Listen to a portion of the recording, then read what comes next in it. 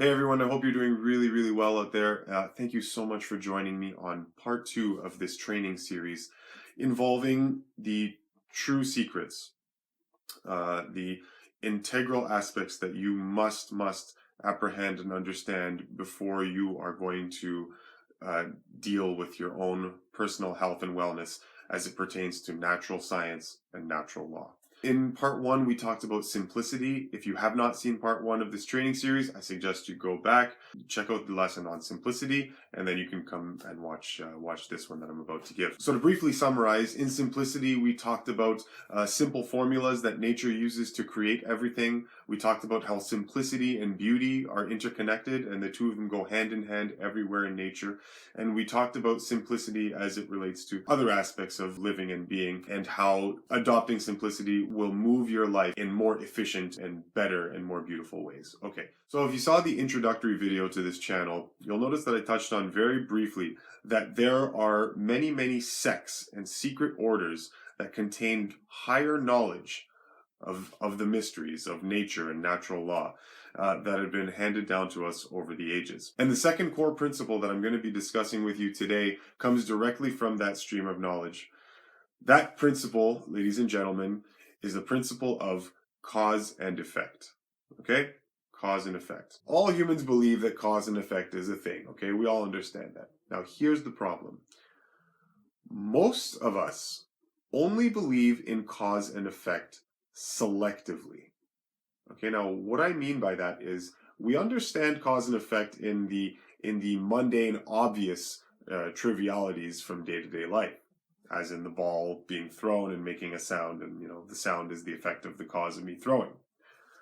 But when it comes to effects whose cause we do not perceive and are outside the boundaries of our immediate perception, we do not like to ascribe cause and effects to, because it makes us personally responsible for those effects. We do not like to ascribe cause and effects to because it makes us personally responsible for those effects. Okay, do you understand? When cause is hidden and only effect is perceived, we dismiss the possibility of our being the cause. And that is a huge problem in our understanding of health and wellness. Now, before I start talking to you about cause and effect, I'm going to talk to you about the esoteric tradition of ancient Hermeticism. Hermeticism is the body of knowledge relating to the unseen, hidden forces of nature that govern not only the human mind and body, but also the entire cosmos itself. Hermeticism has its origins in ancient Egypt, where it is said that the god-man Hermes Trismegistus, a perfectly enlightened being whose perfect mastery of life and consciousness allowed him to access the depths of knowledge that are absolutely unfathomable to those humans with rudimentary sense perception. In order to be a perfect servant to mankind, this Hermes Trismegistus, he inscribed these teachings onto a set of emerald tablets, which are still in existence today in an Egyptian museum. He secreted these tablets away in the Great Pyramid, only to be handled by elite and perfected Hierophant priests into the mysteries for their safekeeping and for promulgation to those hidden orders and hidden groups of enlightened students. Now, the type of knowledge that was inscribed on these emerald tablets, it's not like the average day-to-day tidbits of information that you find here and there that you read and you go, oh, okay, that's interesting. No. The type of knowledge on these tablets is so deep and is so profound that it hits your being in a certain way that just immediately resonates with you on a level and in a way that other types of information just simply don't. One of the modern day translators, Doriel, I believe is how the name is pronounced. This is what this particular translator has to say about the emerald tablets and the knowledge contained therein. They should be read not once, but 100 times, for only thus can the true meaning be revealed. A casual reading will give glimpses of beauty, but more intensive study will open avenues of wisdom to the seeker. The wisdom contained therein is the foundation of the ancient mysteries. And for the one who reads with open eyes and mind, his wisdom shall be increased 100-fold. Read. Believe or not, but read.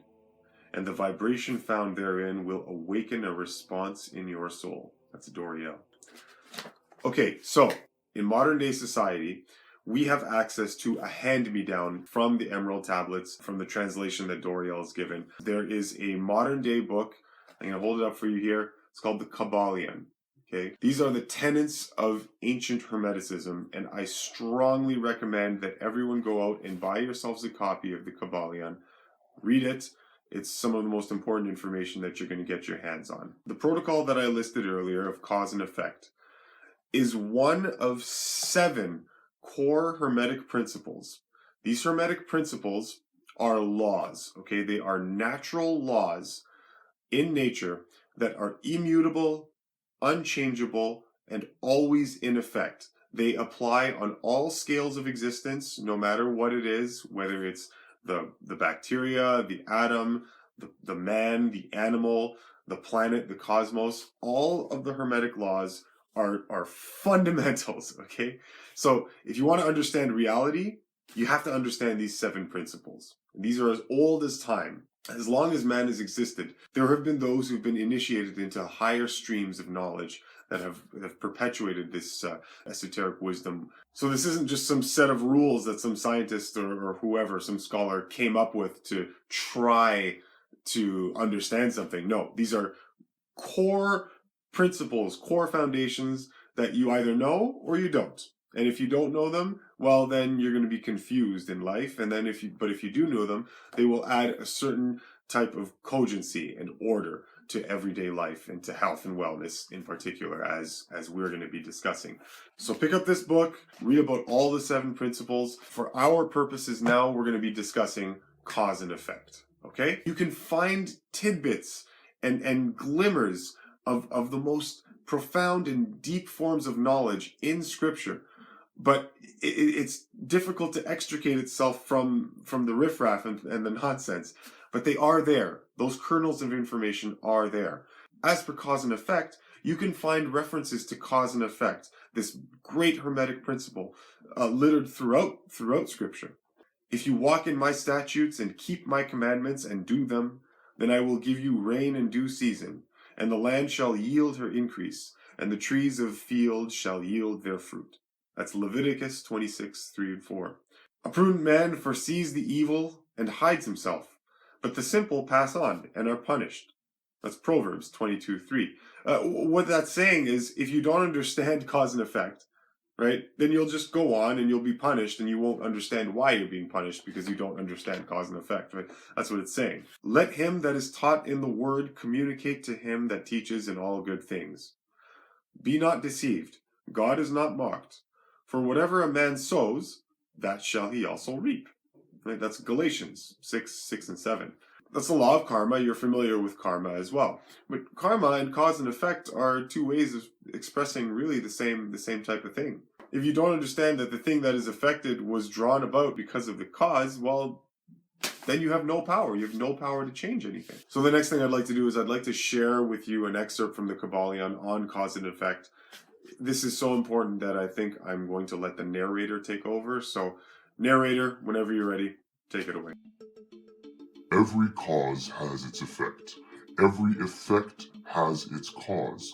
Everything happens according to law. Chance is but a name for law not recognized. There are many planes of causation, but nothing escapes the law. This principle embodies the fact that there is cause for every effect, an effect for every cause.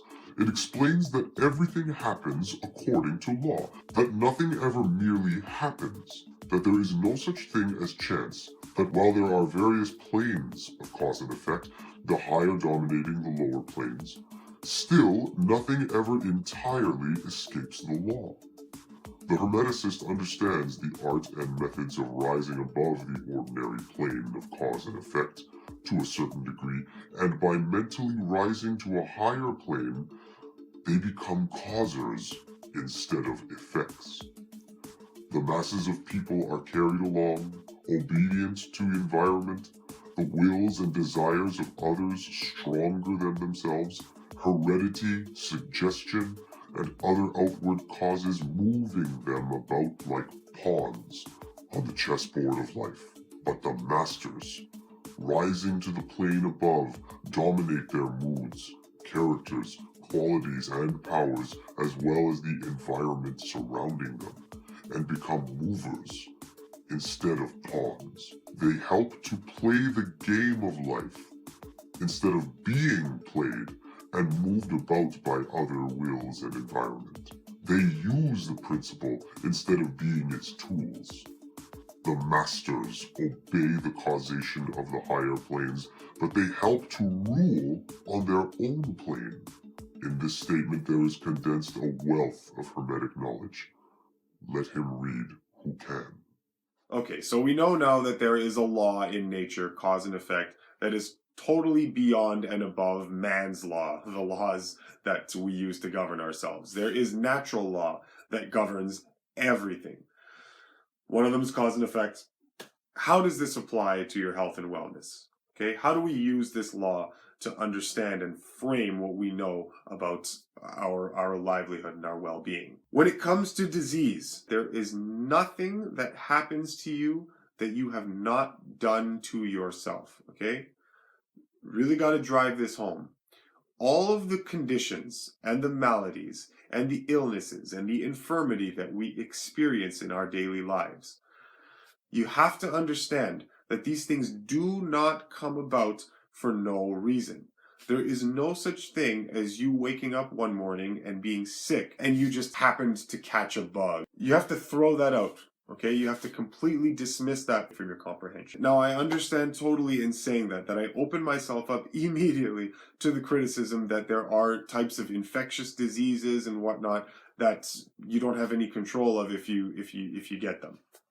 What I will say is that the power that these infectious diseases has over your body is largely dependent on the condition that you keep your body in that makes you susceptible to those things or not susceptible to those things. And there have been tests run on particular bodies that show that infectious diseases have no effect on their systems because those people have set up in their bodies an environment that is not suitable to the proliferation of those diseases. Check out Wim Hof and the experiments that he's done on his body. You know, this stuff is, amazing stuff. An amazing man. If 3 people are in a room, 2 of them are ostensibly healthy and 1 of them is sick as a dog. And those 2 people go home that night. One of them wakes up and he doesn't have a cold, and the other person does. It might be very easy for the person who wakes up sick to say, well, I was in a room with a sick guy and I caught the cold. But if the other guy wakes up and he's not sick and he was exposed to the same person in the same room,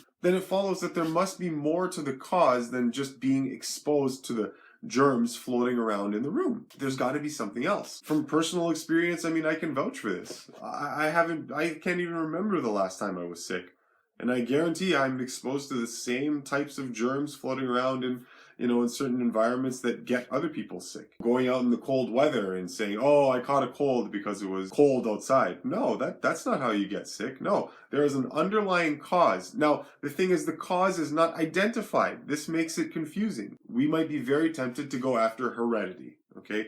We say we have a hereditary disposition for cancer, for diabetes, for this, for that, for that, for that. This is largely an excuse. Heredity, suggestion, and other outward causes moving them about like pawns. What we love to do in society is we love to victimize ourselves. We love to ascribe to ourselves conditions that we had nothing to do with. And in so doing makes you a victim to external circumstances. The problem with being a victim and victimizing yourself is it completely takes away all of the power that you have to change your own life. So you emasculate yourself and you free yourself from the burden of responsibility that comes with understanding that there is cause and there is effect, and that whatever it is that you're experiencing, you have caused on yourself. You've brought to yourself. What we don't do is we don't steep ourselves in that experience, and we don't allow ourselves to contemplate, what is it that I caused in my behaviors that has led to this current condition right now? We never dwell on these things. We just passively experience them, and then we just move on.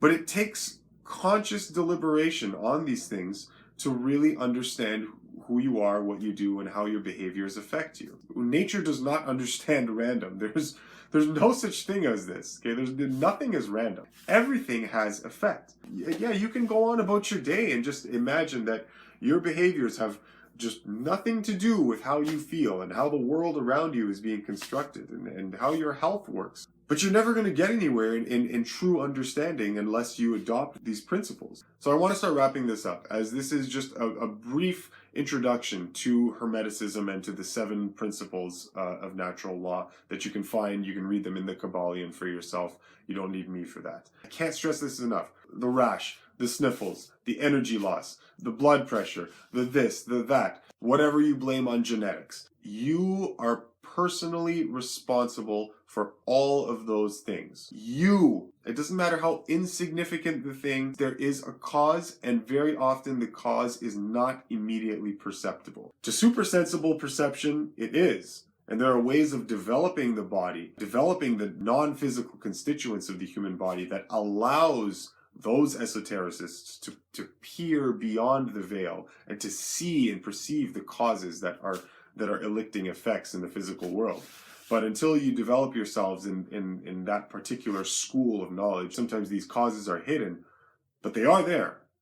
They are there, and they are there for you to discover. Now, you must stop victimizing yourself. You are never the victim. And once you take personal responsibility for all of the things that you are experiencing, you really start to take off in your understanding and the efficiency with which you live your life. I grew up Italian, okay? So I grew up eating just all the nonsense, you know, the beef, the meat, the cheese, the eggs, all of it, the whole shebang.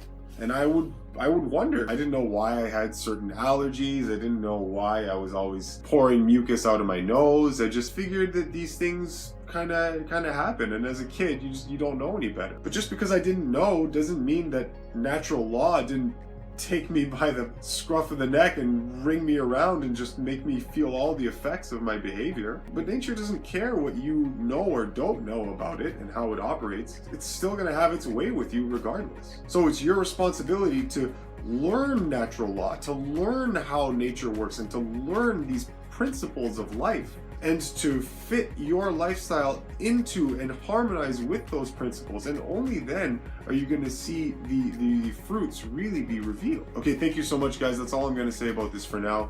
Pick up the Kabbalion, read about the 7 Hermetic principles. They will really help your understanding of life. And for now, for our purposes in health and wellness, you are not a victim. Everything that happens to you, you do yourself. Even if it seems unlikely, I mean, even if it's the car crash, even if it's all of these things, okay? Regardless of how much it seems, and I can't get into this in detail right now because it's not the purpose, but it doesn't matter how much it seems like things happen to you, take responsibility for them anyway, okay? Know that you are at the hub of all of your experiences in life, because there are a lot of non-physical, superphysical, metaphysical, energetic happenings in your environment that are working on you and predisposing you to certain things and paths beyond just what you eat and what you do in your diet lifestyle. So take responsibility for everything as insignificant as the tiny little pimple that pops up in your face. So when you see that, you run yourself through a mental process. Okay, all right, why is there this particular bag of pus trying to escape my system? How did I put it in my system? What is it that I ate that my body is now rejecting through my skin, that it couldn't have rejected through my organs, right? This type of mental process, this is what is necessary for you to do before you really start to understand, health and wellness, okay? So we have to stop moving through life unconsciously. You have to conduct your behaviors in a conscious, deliberate way, so that every single time you do something, you think about it and you let the experience settle. You assess it from an outside perspective. Doing that, I guarantee you will start to learn things about yourself that you had no idea were there and extant before, that now you start to understand. Thank you very much for listening, guys. This is a really important episode, and we'll pick this up again on part 3.